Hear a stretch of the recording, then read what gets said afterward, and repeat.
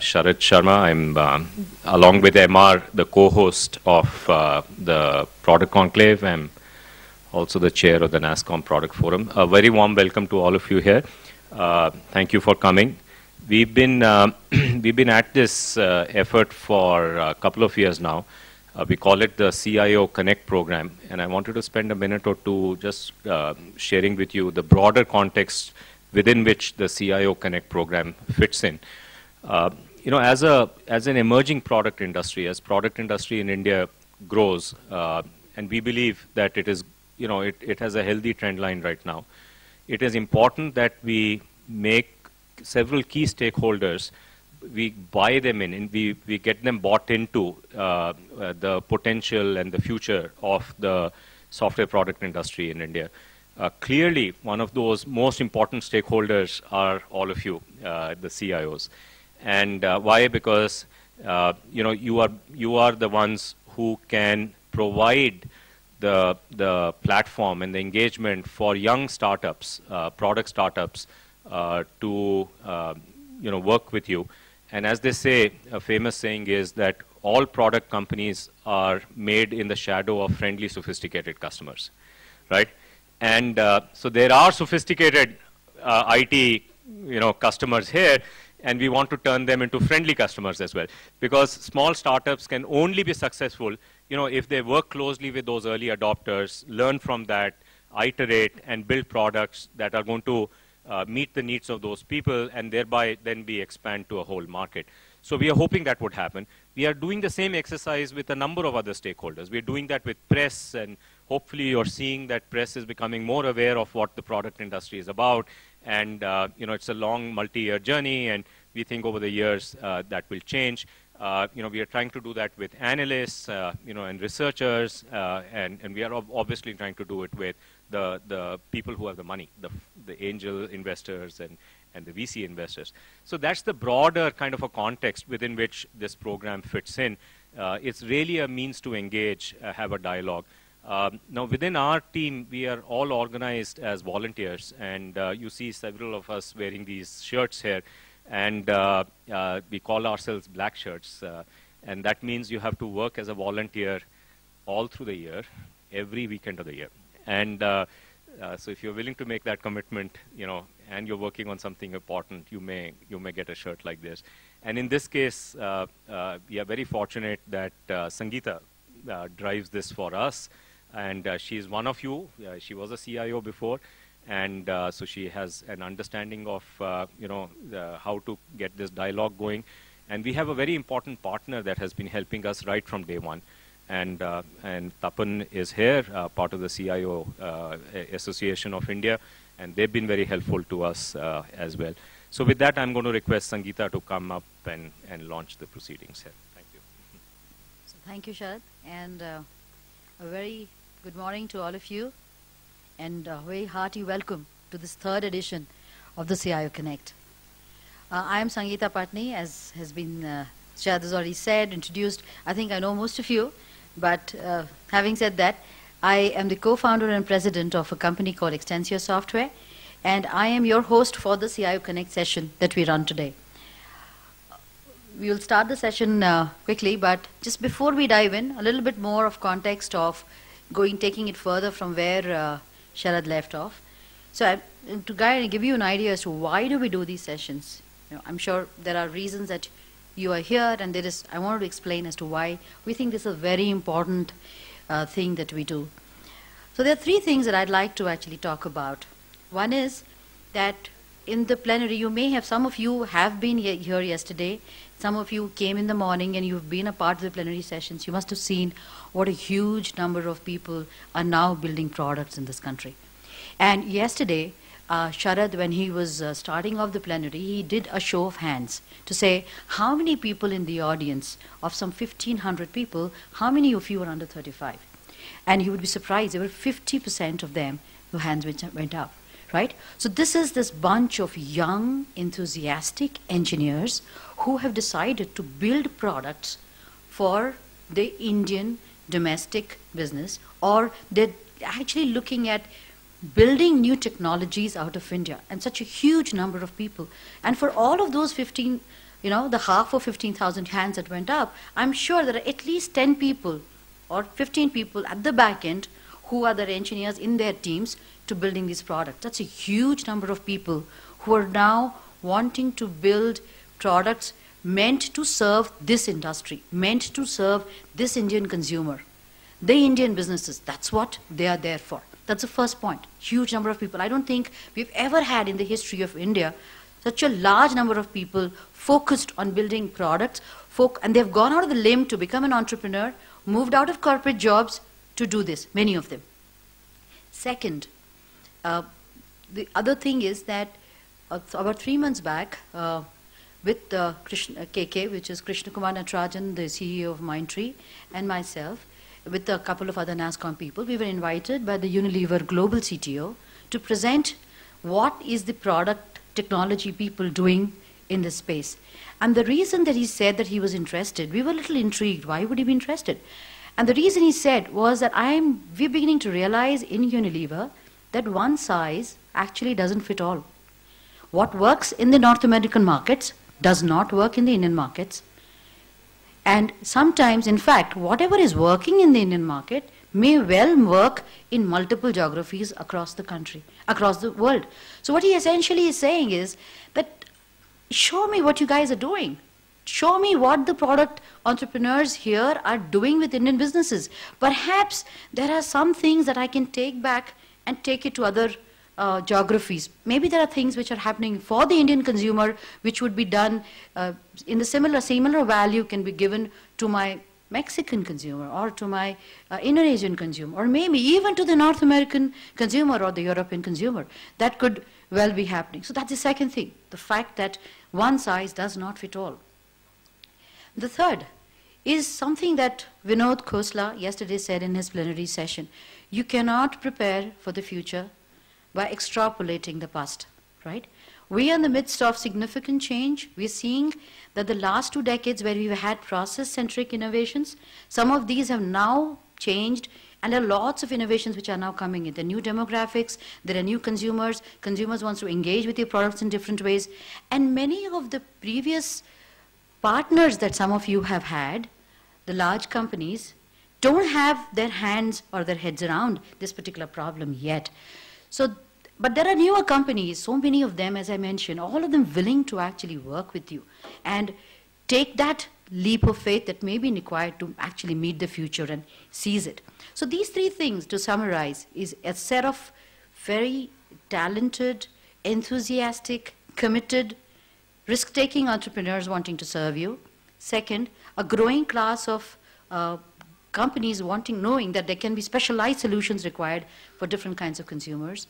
And the third is that there are some of the old models that you've had may actually require some change. And maybe you need newer partners, and that is where we could perhaps get this new set of entrepreneurs, this new set of opportunities businesses have, and marry them together to create something wonderful. This transformation will happen, I believe so. I also believe that out of these 15,000 people, 1,500 people, and the 15,000 that they are backed by, you would find the next big enterprise software company, probability of that coming out from this hotel itself, somebody here who's building that great product, is very high. And the probability, I would like to believe, that some of the solutions will get baked in collaboration with people such as you. Bring those transformations in the Indian businesses which can then be taken worldwide. So that's the hope that we do the CIO Connect session for. What are the new things that people are doing? What are the new opportunities that you see? Is there a possibility that we can work together? So what we try and do in these Connect sessions is showcase some of our community people, people from our community who build great products, have validated their technology and showcase it to you. That's one of the things that we would do in the afternoon. And this session is meant to give 2 things. We have thought leaders amongst us here today, Vivek and MR, and these people don't need no introduction really, but what is it that they see as thought leaders in the information technology space, in enterprise IT? Where do they see changes happening? They would also have inputs, they also bring you perspective from the North American market and worldwide as well. Both of them are not just North American leaders. So here, we would like that we have a discussion around what are the challenges, what are the opportunities that technology is bringing them, and maybe discuss this and see where that can be applied in the Indian context. So without further ado, let me invite MR here. Yeah, sorry. Just a brief intro, may I? MR. All right, okay. So over to you, MR, and thank you so much. Thank you, everyone. So what we were attempting to do, Vivek and I were discussing this, and the many iterations of the agenda. So what I want to do is to, first of all, run a straw man agenda by you, right, Vivek? And why don't you come up here as well? And what we want to do is to kind of see how we can spend the next 2 hours based on what you guys would like to do, right? So the proposal was the following. Vivek has a small presentation on trends. We'll just hear that. I want to make a few comments on some of the major trends happening in the industry. After which, what we'd like to do is to surface from the CIOs what your top priorities are, what you're thinking of doing, right? So we'll list those out, hopefully then ask you to coalesce around 2 or 3 issues that are significant, and then let's have some roundtable discussions around those issues and try to see what some of the potential roadmaps and solutions might be. And then at the end of the day, end of the 2 hours, we thought we'd kind of have a discussion around how you can engage with the startups before you actually go to the startup sessions, right? To kind of do it offline, to really feel, what you want to do in that area and have a discussion around that. Does that seem like a good agenda, or does anyone want to propose something else, or we're going to move along this way? Any thoughts? Any ideas? No. Okay, so before we get started, let's do this. Let's all introduce ourselves. So I'm going to let Vivek give an introduction because he's now doing something completely different. He's one of the startups that we're going to talk about, right? So Vivek, why don't you just share what you're doing and what you want to get out of this session? So, I'm currently doing a few things. So one is I'm doing investments in India. The second is I have the startup Kinetic Glue, which I'm very excited about, and you'll hear a little bit more about that space, because I think it's one of the largest trends going on in the IT environment out there. And the third is that I'm currently a professor at Stanford, where I'm actually looking at a lot of biotech stuff going on, and that's been pretty interesting as well. Great. I don't need one of those. It's okay. So the other thing, just to give you what I do, since I didn't want Sangeeta to give an extended presentation on what I do. A couple of things. In the U.S., I'm an angel investor. So I've invested in about 35 companies in the last 15 years. So I see 50 to 100 deals a year, put money into a couple of them, help the management team build product, hire people, get customers. I also run a website called sandhu.com. And so I have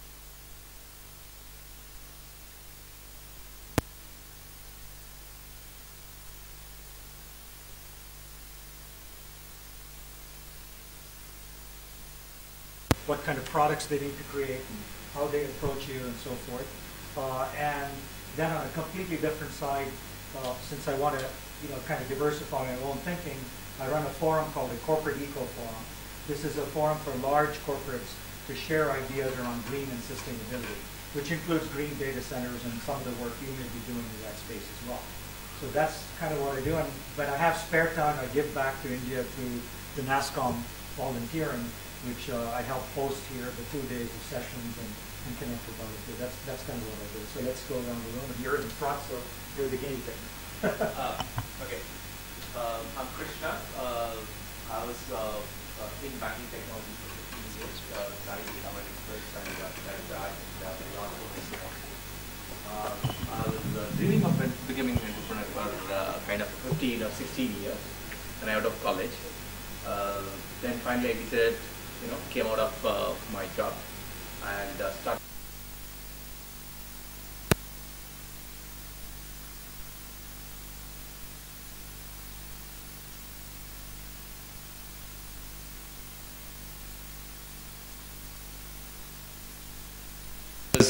We were hearing about Sangeeta talking about, there are a huge crowd, 1,500 people here, to talk about, product and details, right?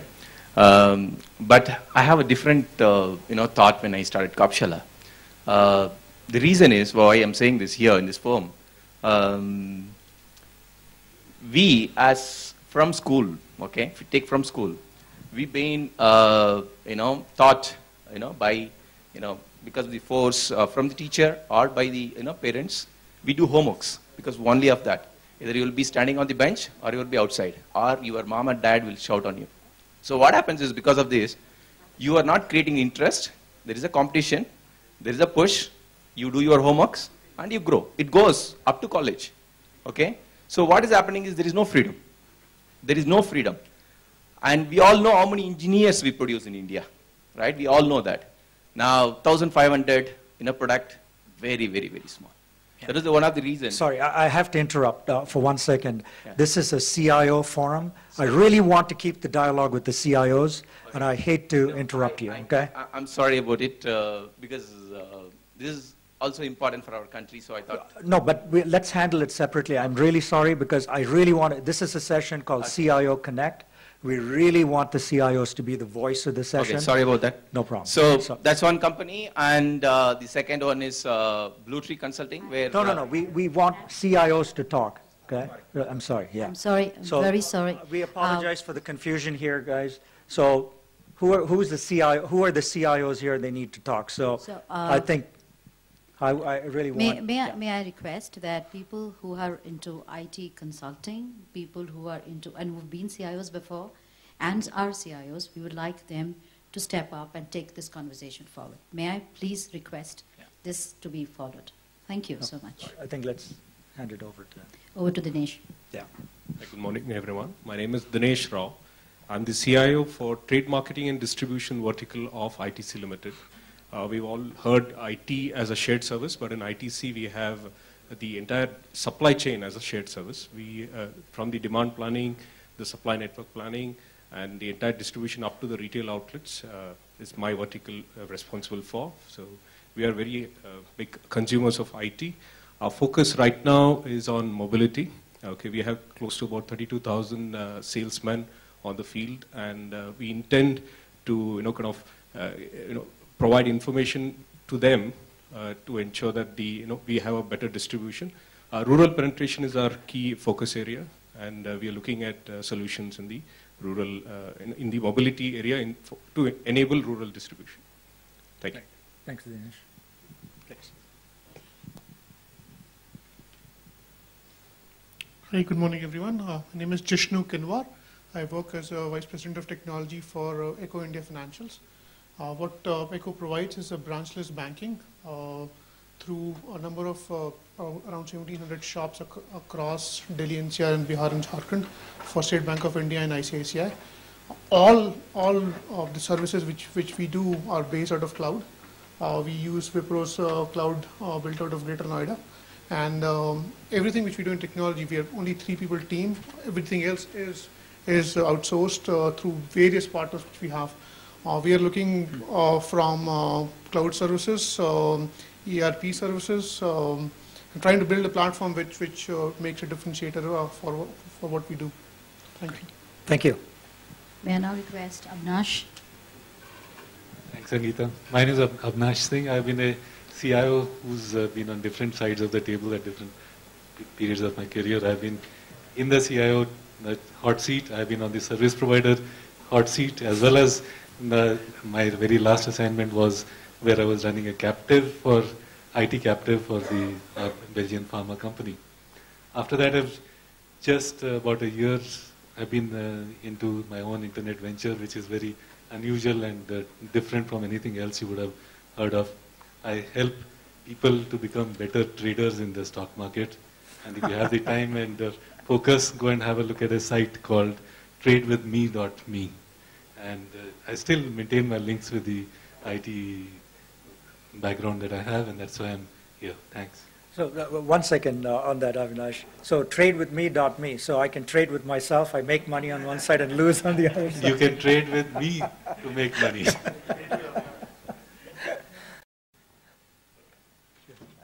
Hi, I'm Vivek Malhotra. I had South Asia for Headstrong. So I'm not a current CIO, but I have been a CEO in the past for Shreya Infotech. but we do a lot of consulting and both business and domain consulting in the capital market space. And we're very keenly watching what's going on in the world. I think in terms of trends, one of the things that we're very interested in looking at is the convergence of technology and operations, how that is happening and playing out. And Dinesh just pointed out, they don't see technology as a service anymore. They're talking about supply chain as a service. Mm-hmm. Likewise, we're seeing similar trends across the industry, and we're looking forward to your views on this. Hi, I'm Manoj Sarangi. I'm the CTO for Aditya Birla Group. It's a $35 billion US company. And right now, we want to be kind of $65 billion by 2014. So that's a vision. We are looking at a kind of an exponential growth path in organic growth. And the major challenges and probably the technological need of the company is something like building up more collaborative tools and technologies. Another challenge the technology heads face in such organization is basically bringing about the change. The technology deployment is just one part of it. The bringing about the change so that the technology is adopted well by the organization is something that is high on the priority. Excuse me, Sangeeta, could you make some notes of some of these things that we'll come back to? Because I think all of you, Dinesh, and a lot of you have brought up points, so we'll make a note and we'll come back to those. Yeah, those are some challenges. And this group is quite large group with 43 companies and 9 joint ventures. And we operate in 13 different verticals. And operating the kind of revenue that we get, the share, 60% comes from actually from outside India. So it's a truly kind of a global organization. So there are other challenges kind of associated with that. So I had a visit to the expo. Just wanted to kind of give you a little insight into that. I find at least 3 or 4 products that are being kind of solutions that are being kind of demonstrated is of interest to us. Okay. I've kind of spoken to that. This is quite a good forum to kind of engage with the young entrepreneurs. Thank you. Thank you. Good morning. My name is Rajiv Joshi. I work for a JSW group of companies. My focus is mostly looking at applications.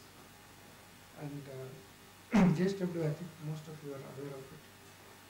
It's a big conglomerate. It has got steel, energy, cement, pretty much basic materials.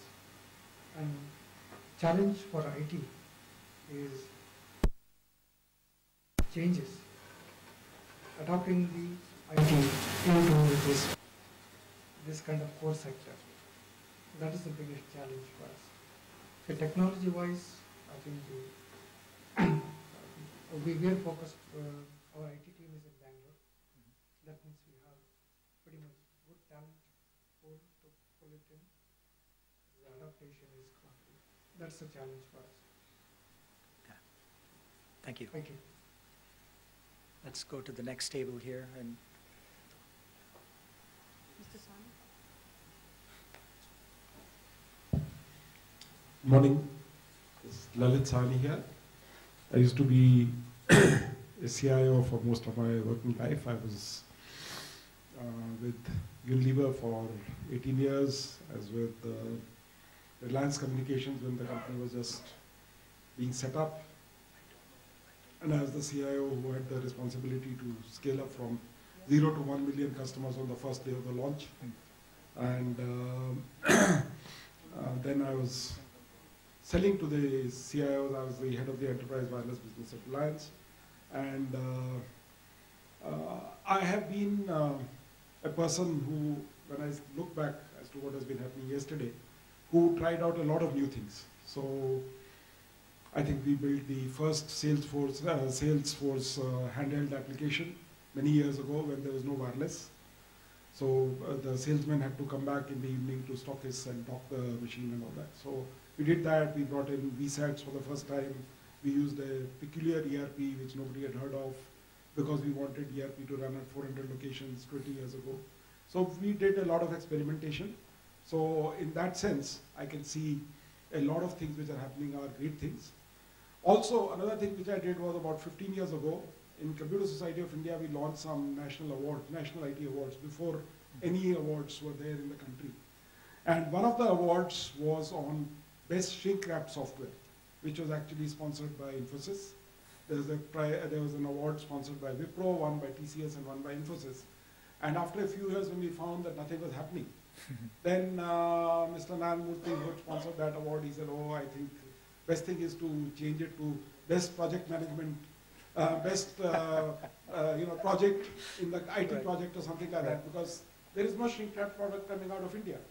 So, from that day onwards, I think a lot of change has happened, and I think this kind of event gives you a great confidence that, of course, in the next generation, there will be a lot of opportunities. And if there's anything which, and I now consult with a global IT services company, where I'm part of the CPG team. So I do connect with what is happening in the CPG world, and I'd be happy to see the kind of developments which are taking place. Thank you so much. Padmaja, may I request you to introduce yourself? Okay. Sorry. Yeah, I'm Murali Mahalingam. I head IT for a company called Maxim Integrated. My responsibilities are about 38 branch offices east of Ireland. I spent about 20 years in the US. The last job was heading IT for this company called Aruba Networks. They were into wireless LANs. I spent about 5 years building the IT organization up, and moved here 3-4 months ago.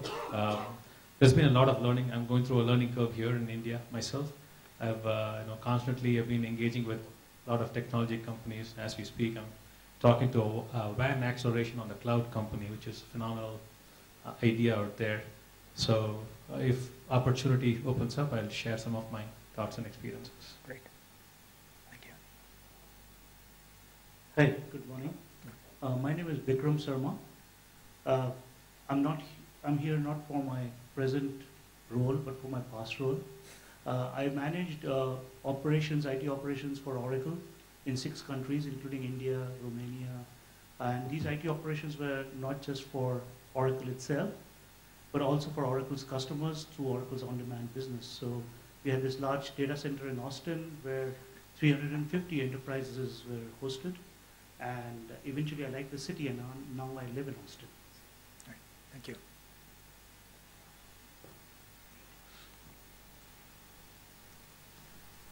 Hi, I'm Padmaja.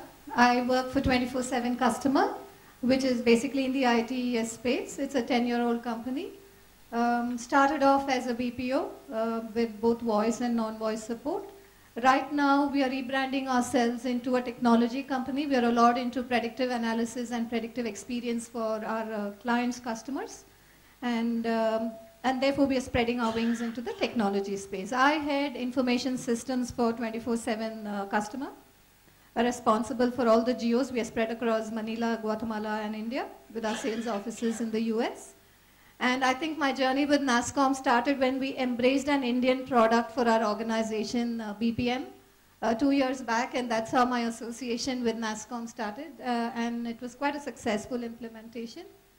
So we've experimented with SaaS, PaaS, cloud, and all of it, and I think I would still love to embrace the Indian products. Yep.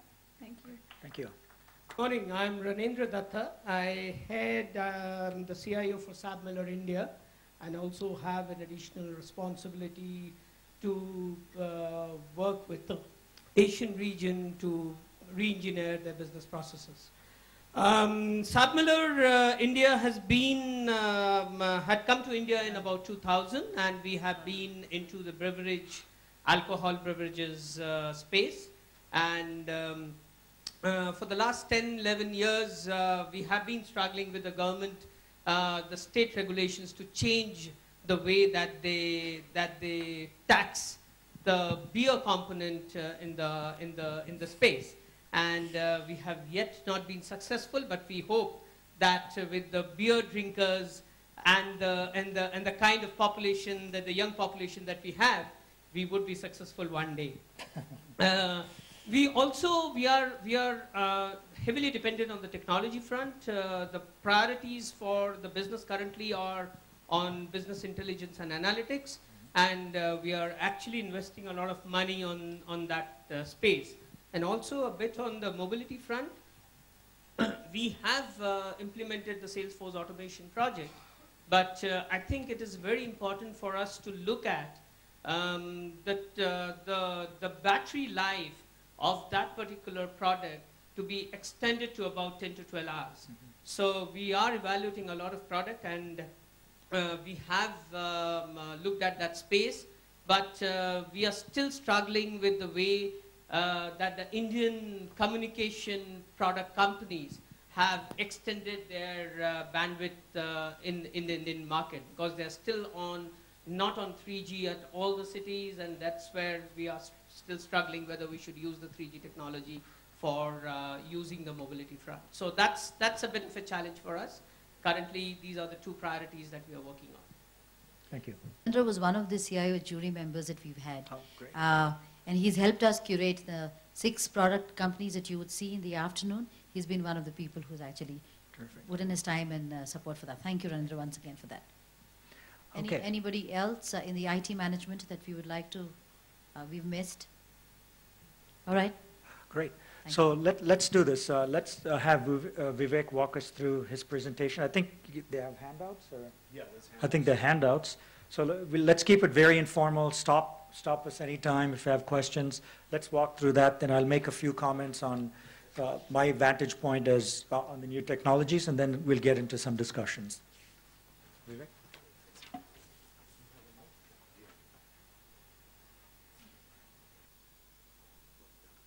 Really happy to see so many folks here with such an interest in helping Indian startup companies.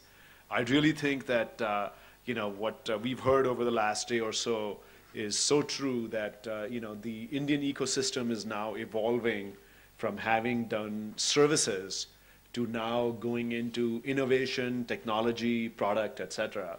And so it's great to be a part of that journey, and glad that all of you decided to share in that. So what I've done with these handouts is really what I'm going to do is really walk through pretty quickly with some of the headline trends. My guess is that you are all pretty familiar with some of those. And then I wanted to dive in a little bit deeper on what we're seeing on social, and why that is actually becoming a rising agenda on many CIO plates. So with that, let me start with this. Does everybody have this presentation that kind of starts with this? Great. So, if you look at the first page, again, as I said, some of you may have already seen this, but, that business computing is now increasingly happening through tablets and smartphones. And interestingly, tablets and smartphones that are not owned by the company, but actually employees are buying themselves. And what that's doing is changing the dynamic and the relationship between the corporate IT department and what were its so-called captive consumers so far. So it's becoming much more open.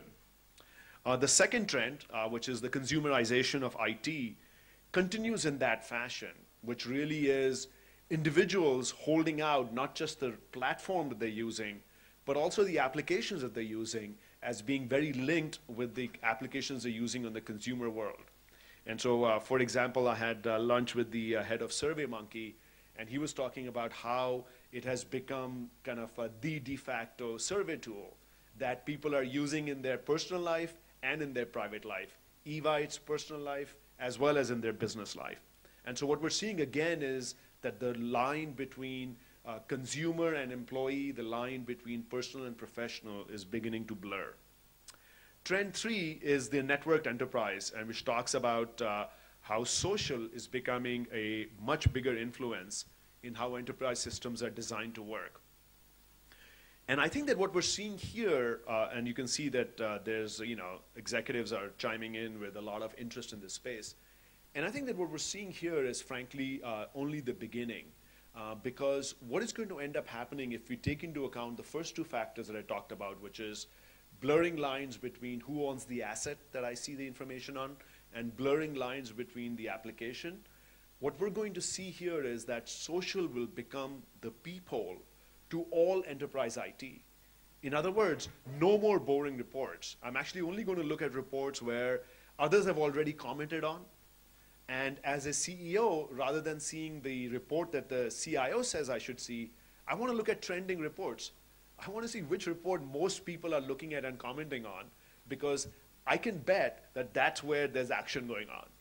And so I think that all of the enterprise information is going to be presented through the social peephole, which is the social hearth around which employees are gathering.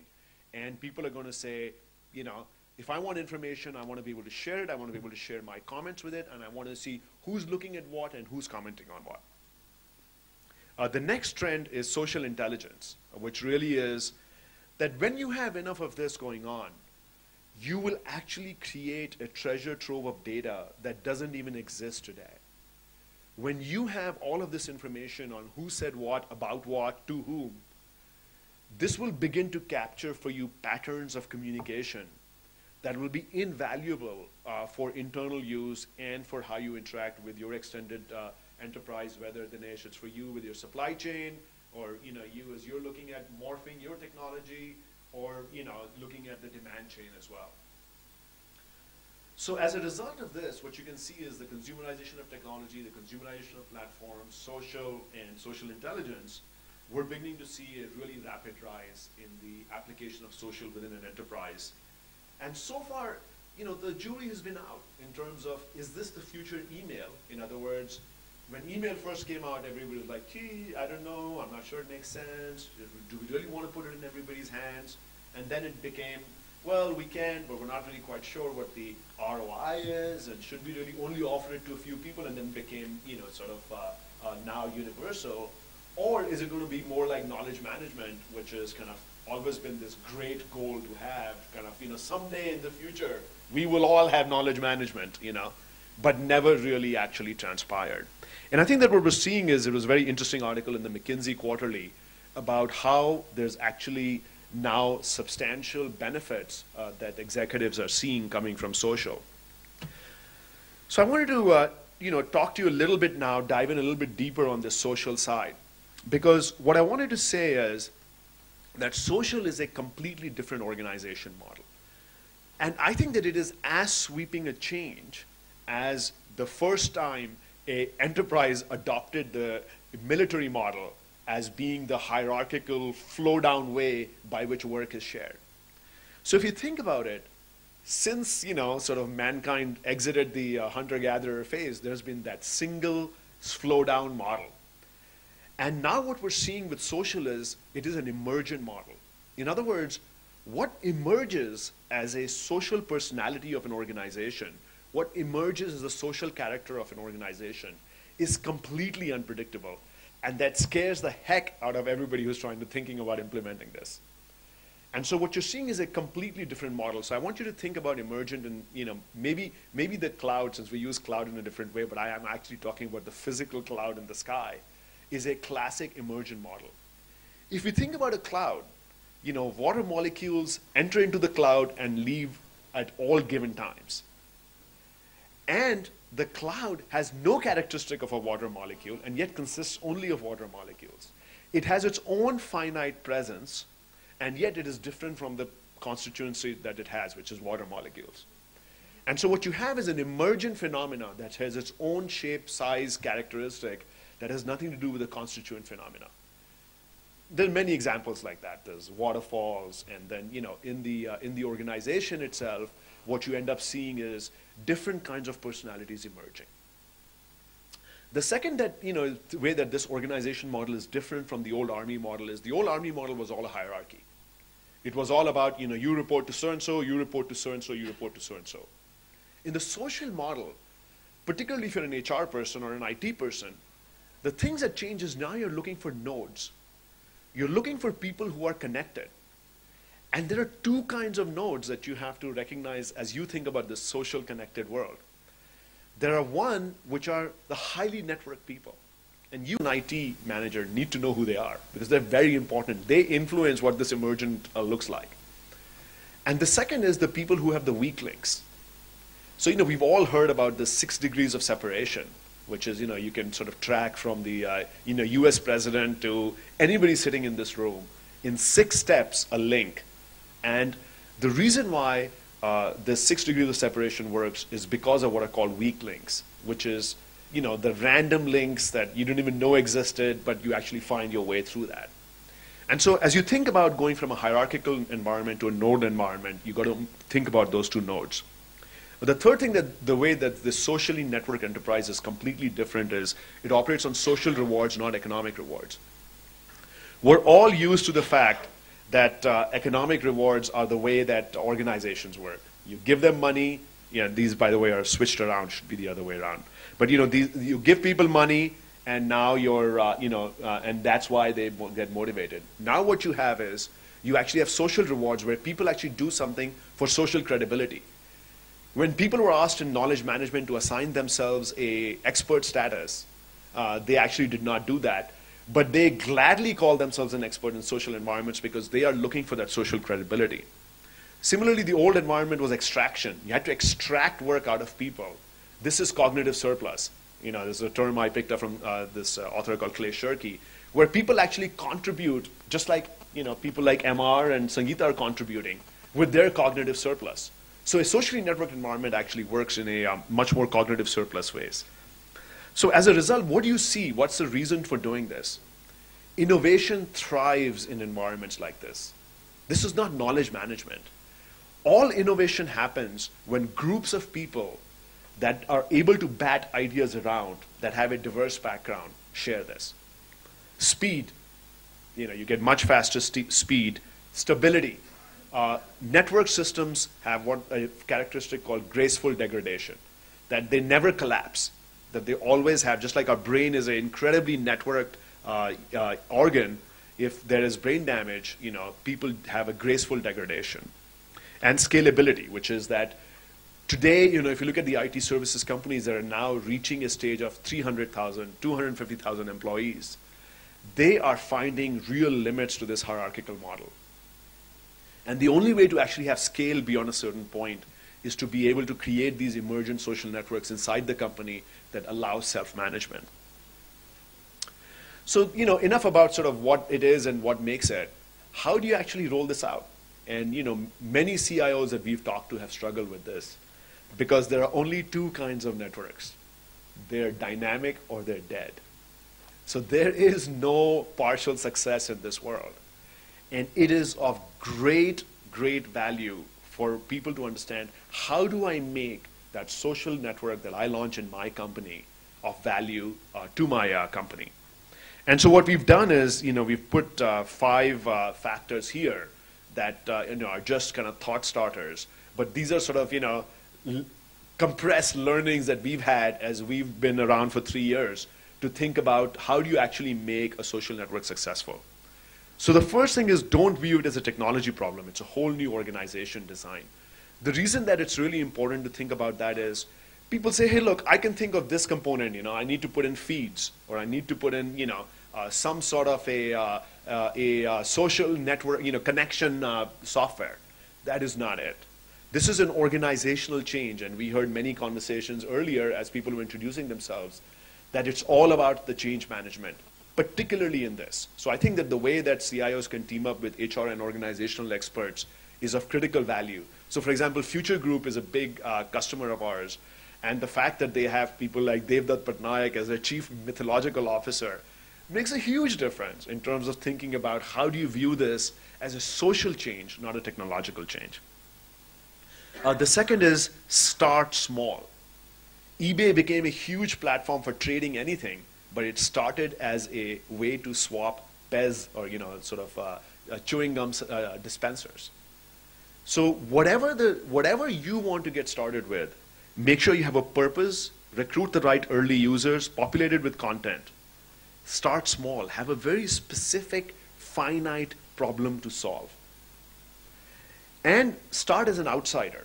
So one of the things that we found as we've talked to customers is that the first thing the CIO says, okay, let's integrate this into 20 different internal systems that I have. And the reality is, the minute you do that, the whole nature that I was talking about earlier of this being, based on cognitive surplus, of this being based on emotional intelligence, not rational intelligence, goes away. So start this small, start this in a focused way, and start it as an outsider. There's plenty of time to integrate as you go along, but let this thing thrive initially as a small, focused outsider. The next is make it easy to use. I mean, it has been amazing, trying to work through the limited bandwidth that people have for cloud-based applications, the amount of access controls that people want to provide. They're like, okay, we are willing to do this only for this strategic business unit. Well, these strategic business units work with other people. Well, we're not ready to pay for that. Well, we're like, okay, fine, we'll give it to you for free. No, but we don't want them signing on because then they will bring on their friends and they will bring on their friends. That's not the way it's going to work. So you've got to make sure that from the ability to be able to provision this, it's got to be really simple, network access, enrollment, and forgiveness versus permission. It's amazing as we've talked to, even sort of large technology companies. We talked to this large biotech company, and they were like, well, we love this idea, but you know what? Every post, we want to have somebody in HR read it before it gets posted.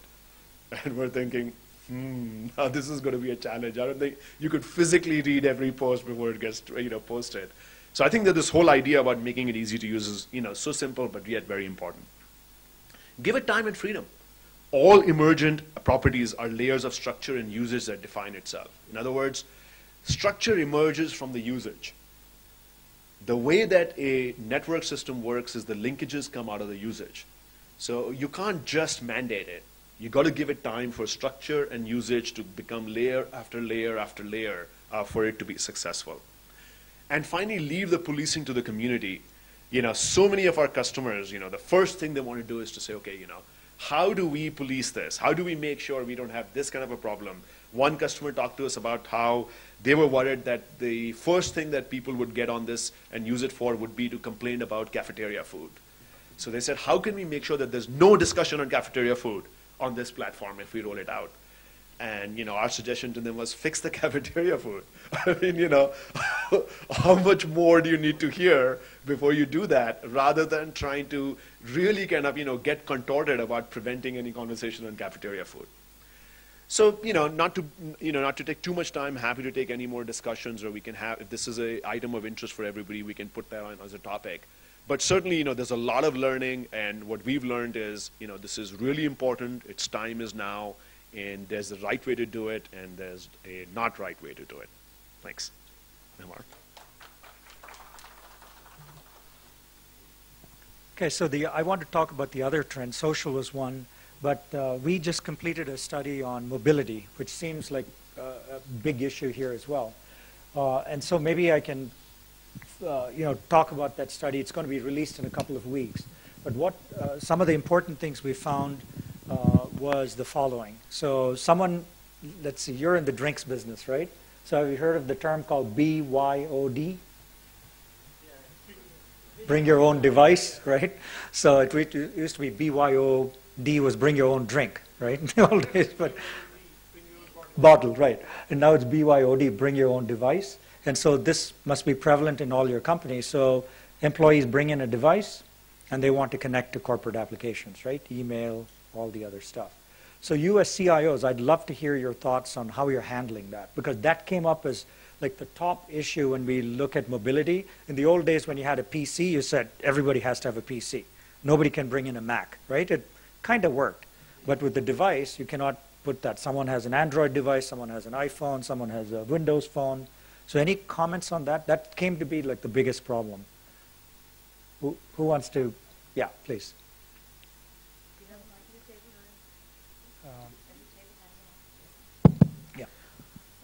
I wanted to distinguish between mobility. Yes. One I would call it as a utility mobility. The other one would be a strategic mobility. Now, what is utility and strategic would be? Utility would be like your email, etc., which employees can bring their own device, and we provide email access on that. So it could be our BlackBerry enterprise server or any other server where we can provide that. I would keep that as an utility, mobility part of it. When it comes to strategic part, this is to enable the field force. You see, we have our primary customers, like our dealers. Okay, if you look at it, that is quite unique in the Indian context, CPG industry, where you don't have a nationwide distributor. So the company ends up doing the distribution. So you have nominated primary customers like wholesale dealers, and they have their salesmen.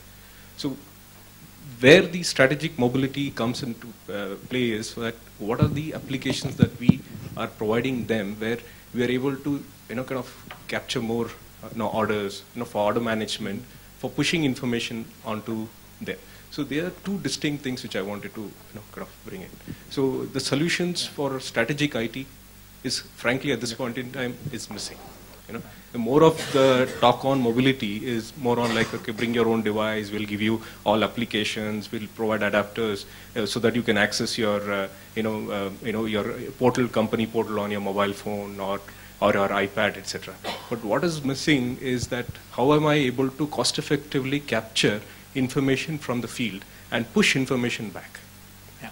Okay. So that's the. So you would be willing to look or interested in looking Yes, for applications or solutions in that segment, which you call more strategic because it's. Yeah, it's basically either adding to our top line, right. or improving our work productivity, right? So that is where we are looking at solutions there. Okay. Anyone else on mobility? I know you have probably lorries and trucks taking beer to all kinds of shops, and you want to capture information. And no, I agree with Dinesh on that. The only thing that we currently are doing is that we are providing the email facility on the devices that they bring in. Okay, so nothing more than the email facility that is being provided.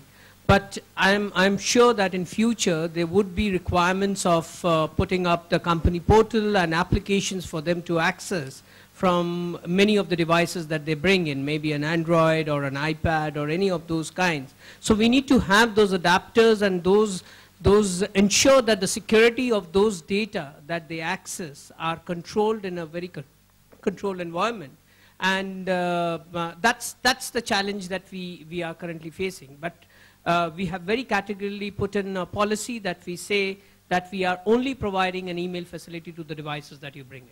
So it could be a device with an Android operating system or a mobile or a Windows base or an iPad or an iPhone. So we only provide them with an email facility as of now, but nothing else with respect to applications access or the company portal access.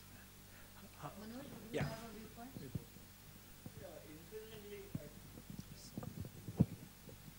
See, BYOD is a kind of environment I think every organization is looking at. Not only the base services like the HR services or the email, even the enterprise application like the SAP and other applications that run in various parts of the organization basically need to be kind of available. That's a scenario. There are a couple of angles to it. One is the data. We can have a kind of management system which can probably prevent the data from staying in the mobile device itself. Other part is bringing about the legal part of it. Let's say, suppose you have an incident. So how do you kind of deal with it? So maybe some kind of agreement with the user saying that you have to kind of leave the device with me for unspecified period of time. So that's a kind of legal part of it. So this cannot be dealt with just technology alone. We have to look at the technology process and supporting infrastructure that has to kind of deal with it. In our report, some of the issues that surfaced were around those things. You have corporate email and corporate data on the same phone with your personal information, right? So it blurs the lines between what is yours and what is the company's information. For example, the contact list in any phone, you can have corporate contacts and you can have personal contacts. So when you back up this piece of information on the corporate network, you are also backing up private data, right? So all these kinds of issues are starting to surface as we get into devices. And these are things for you to think about in terms of implementations. Also with the new iPhone, the iPhone 4S that just came out, the default backup for the iPhone 4S is iCloud. It's not even in your own data centers. So they're going to back up anything, including your corporate email, on iCloud. How do you deal with that? So these are all the new issues I think that are going to hit all of you You've probably seen some, you're probably going to see a lot more. And that's what we're hearing from people as we talk to CIOs is how do you separate the personal data and the corporate data? How do you back it up? How do you, what happens if the phone gets lost, like you said, or an incident, the phone is lost and, you know, are you able to delete the corporate data without deleting the personal data? So there's lots of issues with mobility. The other thing, let me bring this up. So as you mentioned, you want to maybe have SAP data available, or you might have email available. Are you looking at providing applications for different types of BYODs, meaning are you going to release an application, Dinesh, when you want to hit your sales guys? Some people have an Android phone. Some people have, you know, Windows phone or Nokia phone, right?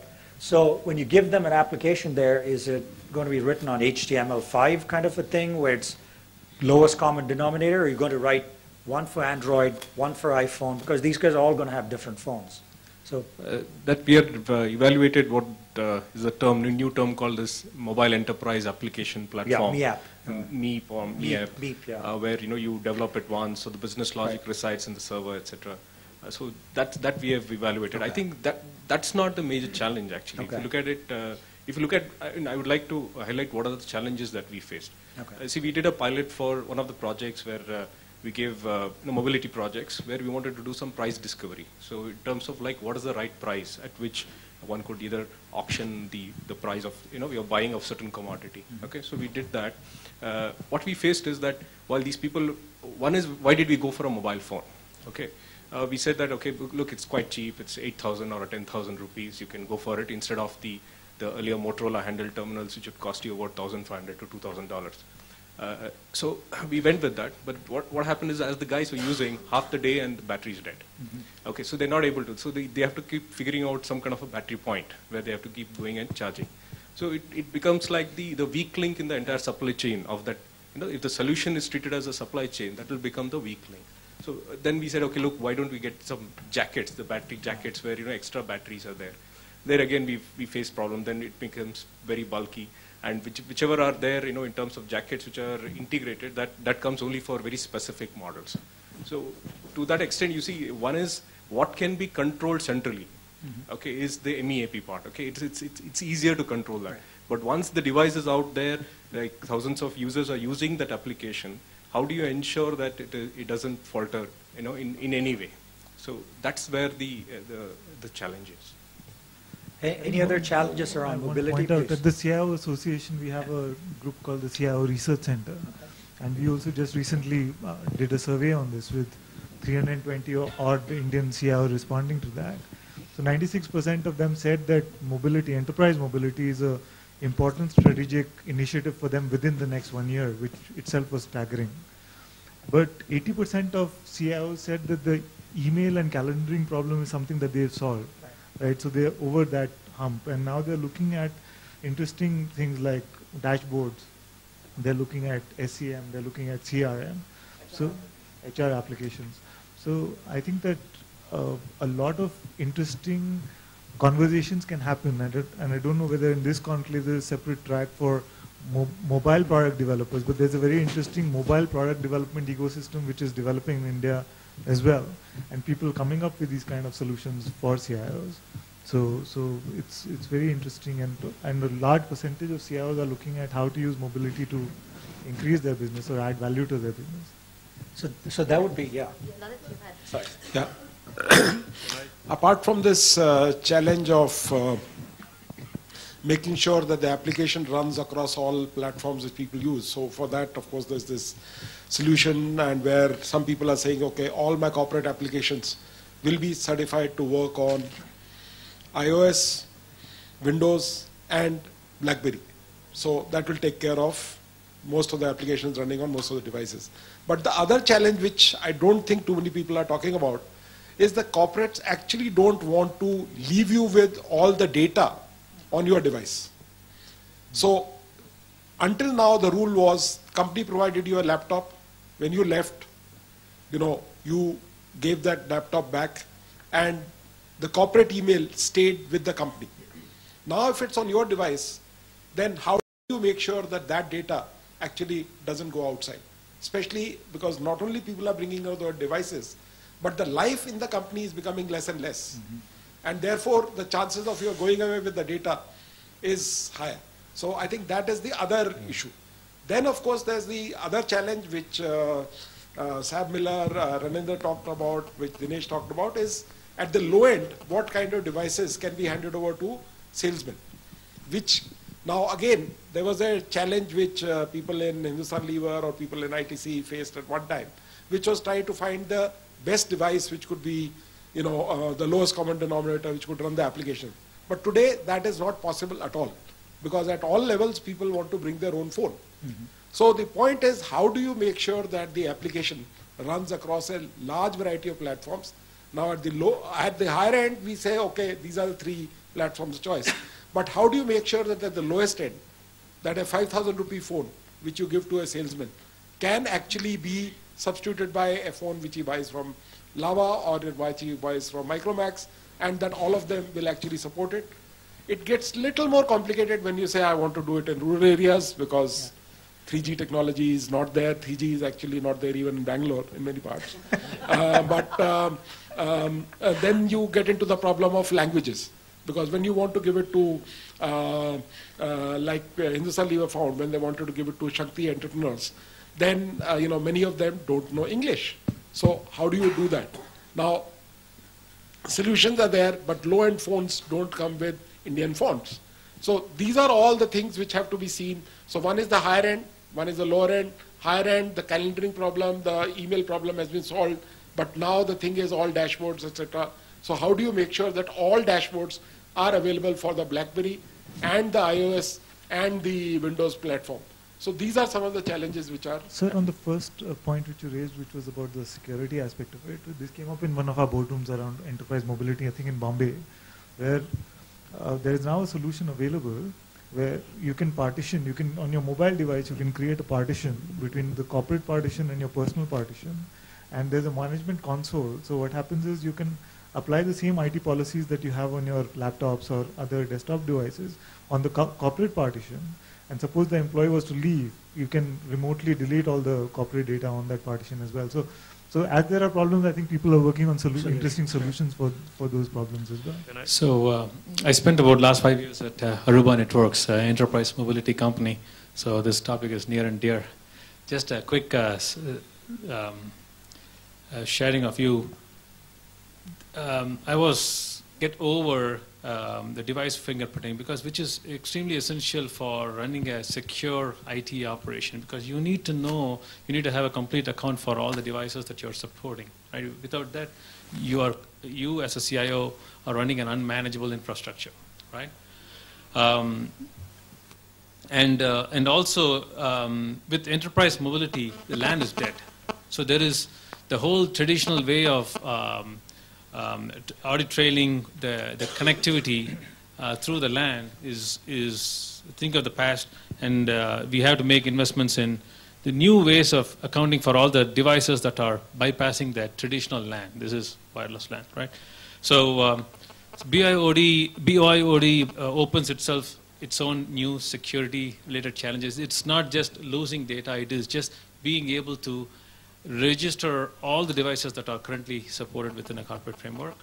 And it always has to be combined with a cloud strategy in an enterprise for the enterprise mobility to make sense. Because a lot of the use cases for replacing a desktop or a PC to an iPad-like device goes away without a cloud strategy. So it has to work parallelly. The BYOD and the cloud strategy for an enterprise have to run parallelly, otherwise it makes no sense. I will agree with him. I think from among all the applications which are for an enterprise, or a conservative enterprise like a size of ours, who have our own private cloud, the first application which could be cloud enabled, to my mind, without any issues, is on the mobile device management, where you're saying that multiple applications are there. Application-wise, could be still hosted on the private cloud, but in terms of mobile device management, where whichever device controlling that device, etc., I think that's a cloud-enabled offering would be much better in that. Yes. 10 seconds for being. I'm with a sorry figure that I was late. Ashok, I am the CXO and got late because I was on Savatics, just completing something at IISc.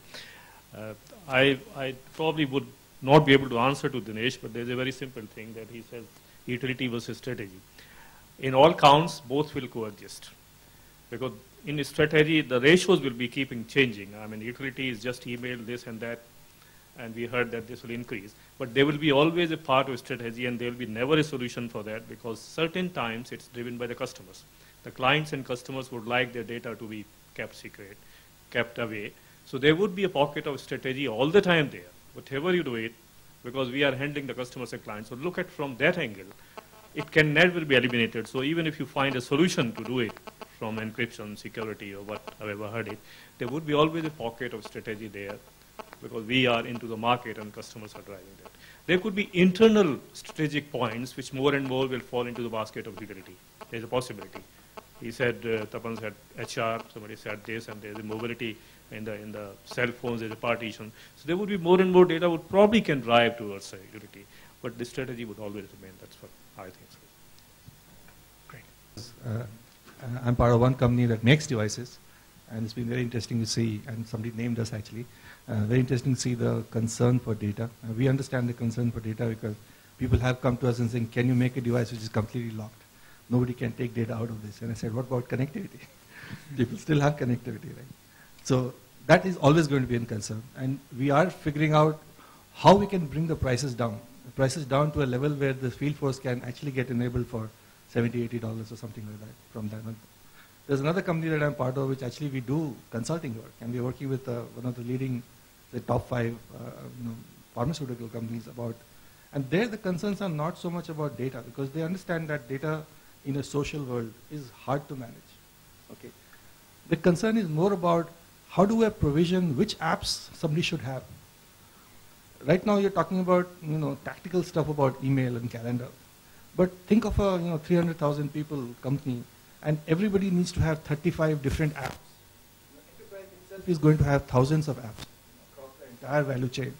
So what kind of provisioning, what kind of auditing, what kind of mechanism you need at the back end to make sure that when somebody joins, he gets set up on day one, all the apps get downloaded into his system, you can track what he's doing with those apps, has he using it, not using it, how many he has used, how many he has not used, what is his data traffic pattern looking like? Is he really using Facebook for his personal use and burning up your data budget, or is he using data budget for that? So there is a lot of complexity that's still going, still early days, but I think I'm very happy to listen to the conversation that's going on. So it looks like from the conversations we've had around mobility, there's lots of opportunities for startups to deliver new solutions, right? And you would be open to doing that because most of these innovations are going to come from startups. They're not going to come from the telecom providers or from other people, it looks like. Connectivity is certainly something which I think telecom providers will have to worry about. But perhaps you will have entrepreneurs who will work around that problem. We are a bunch of jugadu people, right? So there will be some entrepreneur who will come up and put in some sync. I don't know. We don't know yet. No, this happened last night. There was a company, what was the TV show we had last night? ET Showdown or something. This is like companies getting funded on TV. Yeah. So one of the companies there last night, there was they were called Bharat Berry. So it's a push email available on any phone, including the phone I have, which is a 1,500 rupee Nokia phone. So they'll give me email on this. So that seemed like those are the kinds of opportunities entrepreneurs are, developing now. So, yes.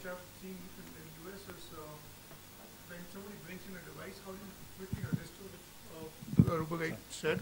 So how do you quickly register that in your network? How do you make sure that it is secure, whether it has the virus signatures which you really want in them? Those kind of solutions could develop in India as well. Provisioning a device, making it secure. Correct. Auto updates, perhaps. Anything else on mobility? Anyone else want to chime in on challenges, opportunities?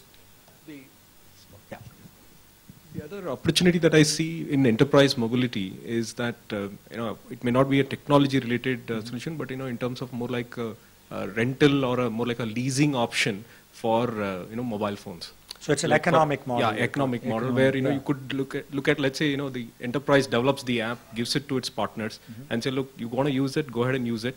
Okay, the device, if it is one time, they feel it a little a pinch to kind of invest at one time. So it could be kind of spread over about a year or so, and then the device becomes of the the ownership passes on after a year or so.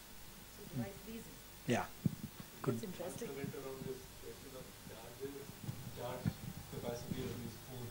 And I just thought that I used to travel a lot overseas as part of my last job, and the challenge was always to keep the phone charged. So in one of the trips, I actually bought one of those mobile chargers you get on the airline. Yes. Yeah, but the interesting thing about this was that this could charge the phone at least 4 times over. So if you have that kind of capacity available, you can probably handle something like this. So again, another jugaad opportunity available. Batteries come up couple of times at least. Yeah. I think, Narendra, you mentioned about 8 to 10 hours. That's the biggest challenge that we have in this particular space, is the battery usage. Because when you get into an enterprise mobility kind of thing, you don't actually restrict them on a 9-to-5 job. Yes. They are in the field for a longer duration, and they need those longer battery lives. And it so happens that the battery life diminishes the more you use them. So you need to have mechanism in which that the device in the ecosystem stays for a longer period. You don't go for replacement every year. So that's again an investment for the company and as for the individual as well. Yes. Yeah. Keep replacing the batteries. Assuming you replace it every year, you get the kind of cost. Yeah. There are some chargers which are like somebody working on kinetic chargers, in the sense that you walk, that your kinetic energy will get converted and will charge the phone. So there would be another, I think. People will be doing a lot of walking. So it's like micro energy, renewable systems. I'm just turning a completely new term.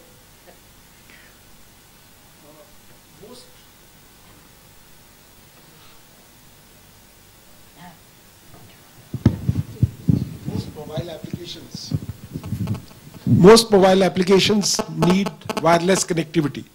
However, the fact that many people are actually carrying a phone which has the capacity equivalent to that of an early computer means that actually traveling salesmen can actually have applications which are on the device, and you can replace the SD card every 6 months and give the full update. For example, people who sell like Amway, traveling salesmen, they want to carry a product catalog. Or people who are selling pharma products, they want to have full details available to be able to talk to the person to whom they are selling. Now, what can be done is that actually the entire technical manual can be provided on that SD card, and which can be replaced every 6 months, every 3 months if need be. And then you don't need to carry anything. And this can be kept updated all the time. So there are a range of applications which might be possible, which actually don't need wireless connectivity. The on-device catalog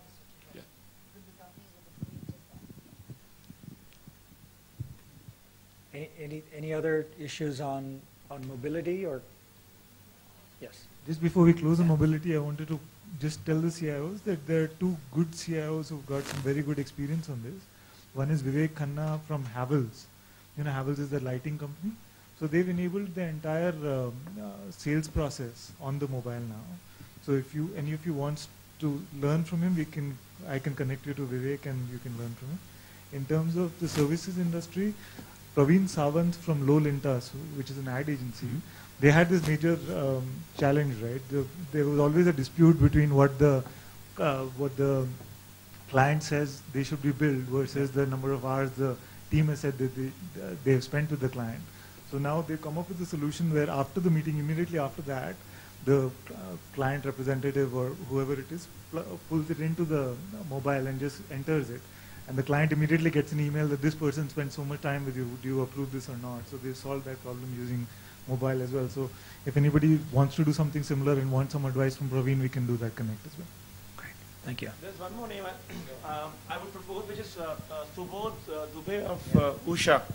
So they've also had a very traveling sales team, and they've tried to solve this problem. Interestingly, they've also done one thing very nice. They have a play app. You can so the salespeople, while traveling, when they're idle time, they can actually play a game which tells them how much they sell, what incentive they get. So they're all the time kind of lost into their work mindset.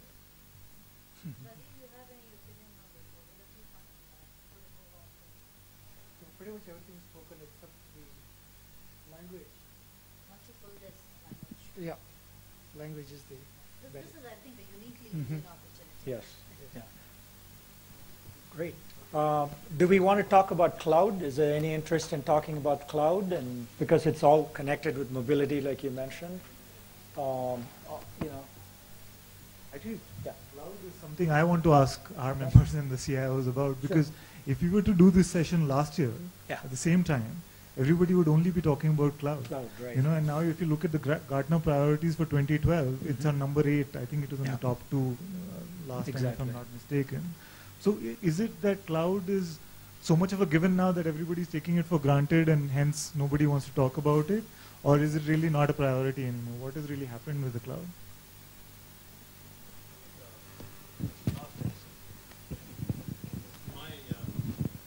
A simple opinion. Cloud comes in 3 flavors: SaaS, PaaS, and IaaS, right? The focus, it's not just one terminology anymore. Either you focus on investing in SaaS-based solutions for the organization, or build platform as a service, build your next generation applications on SaaS, or run your whole infrastructure on the cloud. Even on the infrastructure on the cloud, it has taken 2 different forms: private cloud, public cloud, and so on. So there is a lot of progress being made within IT organizations in each of these distinctly different areas, right? But what I see as a large gap, which I've seen in the last 2 companies, is there is no, because it's always going to be an environment where two different ecosystems will, the legacy infrastructure, which is on-premise solutions, and the new infrastructure, which is more and more becoming more cloud-like, right? So there is no system out there, there is no technology out there today that brings all the structured data across your internal enterprise and external cloud providers, and all the unstructured content that is within the enterprise, bring it all together seamlessly into a form that is presentable to the end business groups. That is a huge gap that I see in the cloud world, and I don't see many players addressing this in a holistic way. So there are points of integration of the on-premise and the cloud. Right. And structured and unstructured. Structured like and unstructured, and cloud to cloud, cloud to cloud. So there is no good holistic solutions out there that make sense today. I think the other problem is the experiences of cloud itself. These have been flaky many times, and therefore people are not really going to be willing to put totally strategic applications there, also because of concerns of security, which remains an open question since the cloud concept really came in. Okay, one thing I would like to add is everything which Echo does in transaction and multiple millions of dollars of transactions which we have done in the past 1.5 years would not have been possible without the Wipro cloud which we are on. But we still also see that there's a lot of opportunities of building cloud in India. Even with the Wipro infrastructure which they have, there's so many challenges of really, is it really elastic? Does it really take a few seconds to spin out a VM? No, it does not. You still have 3-4 hours of lag. Can you really go and say, I want to take a snapshot of this data and put it here? No, there is not. So even in India, I believe that big companies like Wipro can still do a lot better in providing cloud, or just build in India. I don't really want to go to Singapore or US for having that infrastructure here. So there's a lot of potential for Indian companies to build the cloud here itself. Dinesh? My views on the cloud is that if organizations have invested in their own private cloud earlier, before the cloud concept became more popular, it's difficult for us to kind of convince. The case in point is, in our case, it's quite difficult for us to convince. Okay, that's the. your data is stored in tables, or it is stored as NoSQL on a file system, or it is stored in an object store. So it's like an object, classes and objects or whatever. So if your data is stored like that, how well you can analyze and then report and dashboard, all that ability depends on how it is stored.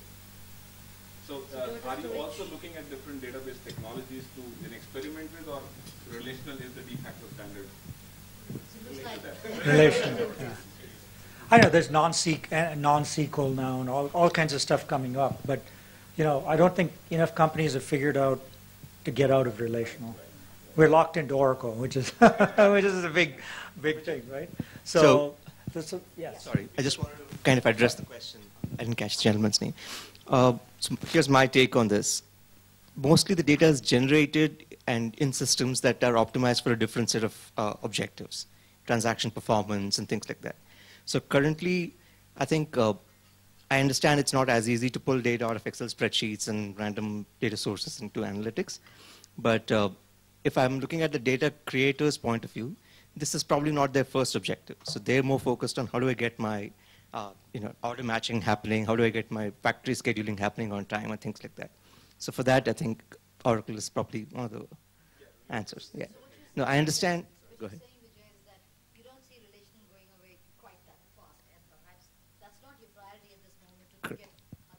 Yeah, and to take it a little further, I think I understand the challenges around doing analytics with some of the existing, and it may not be relational, it may be spreadsheets, to quite honestly. They understand the challenges, but I think my honest opinion, if we look at the difficulties of doing analytics out of those sources, we're probably looking at the problem backwards, because those sources are not going to go away. So that's just my take on that. Okay, I want to end this part of the discussion. We have 15 minutes left. It's just gone by so fast. I want Vivek to come back and lead a discussion on innovation and how we're going to work with the startups you're all going to see later, right, in general. So let Vivek lead that discussion. Thank you.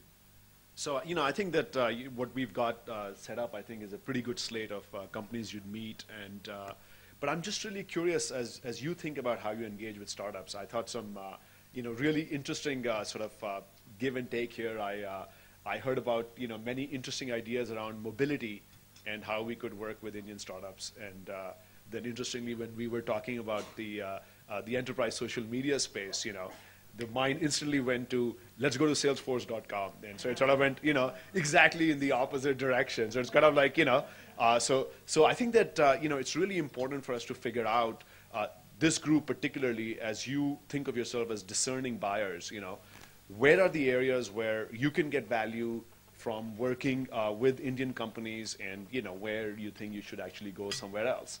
So I'm just curious, have any of you already worked with small Indian startups, been one of the first 10 customers of any Indian startup? So would you mind sharing some of your experiences? Yeah, so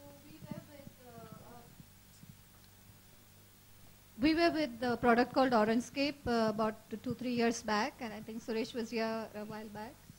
And it's basically a BPM tool on the PaaS model, so suited us very well in terms of building.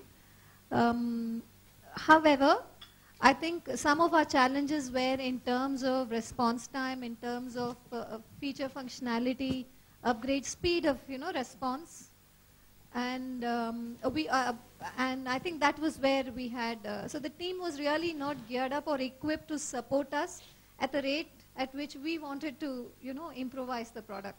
And that's one area I think they could have worked on. Great. You had some experience as well? Yeah, we did work with a couple of young entrepreneurs, and what we did was to build up certain applications for the business. And there was small startup product companies, so what we did with them is to make it a more global product so that the SABMiller globally could use it, as well as extend their footprint in a larger workspace. And what has happened eventually is that they did went to Europe. They did sell the product to one of our subsidiaries, and they were very happy with the developments. And they did a lot of changes on that product as a standard one. So I think it is very important for the startups to actually work with the CIOs to understand, first of all, the business need for where they are coming in, and grow the product to a larger business processes that they would like to cover.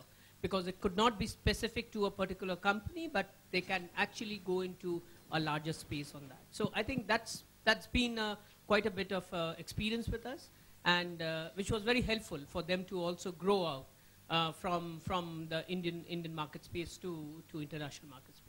Great. I think there was another comment back there. Yeah.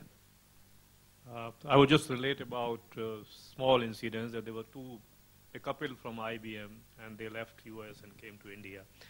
They were sitting on some private algorithms with them, and they happened to be addressing in-memory analytics. That was one.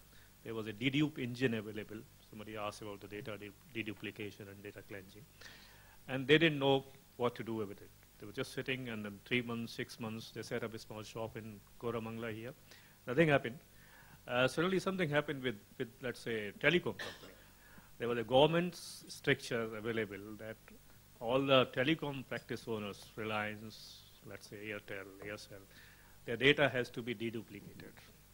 And within certain time, this report has to go to TRAI. And this regulation was so tough that if you don't do it, the licenses can be cancelled. And we happen to be knowing this couple there, so we just went out and then said that, look, you claim that you are sitting on something. And trust me, it just was amazing. For next 3 months, they didn't know how to serve. The company went from almost 3 people to 30 people, 300 people. Now, about 80% of the data of all telecom companies in India is going through their algorithm and the package which is available. That's a small example. And then actually what probably good thing would happen that the big companies would start looking at them. So I think IBM is more or less trying to grab them back. That's one. And there's another thing which probably I wanted to share, and then I heard that somebody is from the cell phone manufacturing here. I don't know. I would like to know him. I just came out to seek the copyright permission from the institute. That there's a concept available, which is very simple. You must have read the story that 20% of the Indians are suffering from diabetic and blood pressure. We also know that this country has got tremendous amount of yoga practices. There has been a very, very long established faculty available that yoga was quite well practiced in India, and that's there. There's a kinetic energy formation that kinetics can be converted into, let's say, electrical power. Simple thing. ISC, there's a paper available, and I am part of that paper. I would like to pass in happily through Tapan and CIO to the right person. You just mix these 3 things. That means tell people to practice yoga because there's a diabetic and blood pressure, there's exercise available, which is practiced very well. And while you are doing it, your cell phones get charged. So look at healthcare, look at the battery problem of the cell phone, the kinetic energy. These 3 things are available. In silos, all the 3 things are available, and we are having it locally. I just have to really unleash this and give it to somebody who is a cell phone company, and then if they would like to buy this idea. Thank you very much. I know that just link them together. Very, very well said. These are all available, no doubt. Nothing out of bound, but then just mix the A, B, C together, give it back to society. So let me just, maybe I can share with you some of the, some of the learnings we've had in terms of being a startup from the Kinetic Glue side, working with CIOs, and I think that what we have found, which might be helpful, is that generally speaking, so we targeted Indian companies. So what we thought is that since the whole idea here is to be sort of one of the first movers in the enterprise model, and yes, we actually had a product out before Salesforce.com, and they did in fact visit our site frequently before they launched their product. But but the fact is that if you think about it, Indian CIOs have actually been amazingly receptive to new technology, new ideas, and Indian companies. I think that having said that, there is no free pass being an Indian company. So I think that the CIOs, and I think all of you reflected here, is that there's got to be a reason why it's you that I purchase from. So I think that the risk appetite is there. I think that the demand for value is there.